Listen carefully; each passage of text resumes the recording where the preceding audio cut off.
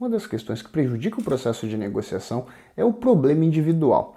Veja, você entra na mesa de negociação. Por que você está lá? Bom, você está lá porque você precisa satisfazer uma necessidade. E você não consegue satisfazer essa necessidade por conta própria. Você precisa do outro. Então você tem um problema que você precisa resolver, mas você precisa do outro para resolver. Na negociação, para ela existir, você tem que ter esse fator básico da interdependência. Por conta própria eu não resolvo o meu problema, então eu busco o auxílio do outro para resolver.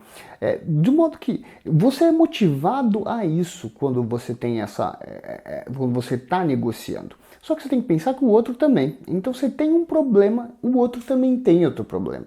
Então, o que existe na negociação? Não é só o seu problema individual, mas o problema dos dois. É o problema dos negociadores. É um problema de cunho mais coletivo. Então, não existe só a sua questão individual na negociação. Quando você começa a focar demais no seu problema individual, naquilo que motivou você estar lá na negociação, você acaba incorrendo em um movimento da negociação que é o de reivindicar o valor. E não tem nenhum problema de reivindicar o valor. A questão passa a ser mais problemática quando você foca nisso. Aí você só vai pensar em reivindicar o valor. É como eu sempre falo aqui, num cenário de negociação integrativa, a gente tem dois tipos de movimentos básicos. O primeiro é de criar valor, que é aquele de aumentar a fatia do bolo, então colocar mais fermento, fazer o bolo ficar maior. O segundo movimento é de reivindicar o valor. Depois daquele bolo está grande, o quanto desse bolo vai vir para mim, o quanto que eu vou pegar desse bolo. Então eu estou reivindicando aquele valor, aquele benefício, aquela fatia do bolo. Quando você pensa que na negociação e você mantém o foco no seu problema individual, você só pensa em reivindicar, você não pensa em criar. Então, de modo que quando você não pensa em criar, você pode estar perdendo oportunidades, porque você e o outro negociador podiam pensar em questões ali para aumentar a fatia do bolo. Focar aí demasiadamente nesse problema individual é basicamente você jogar contra a lógica de um processo de negociação integrativo. De modo que a pessoa tem um problema, eu tenho um problema, eu tenho que pensar que existe uma questão maior, um problema maior. E como que eu resolvo ele? É olhando para ele de forma mais assertiva. Então o problema em questão é o seguinte: como ajudando o outro negociador, eu vou conseguir me ajudar.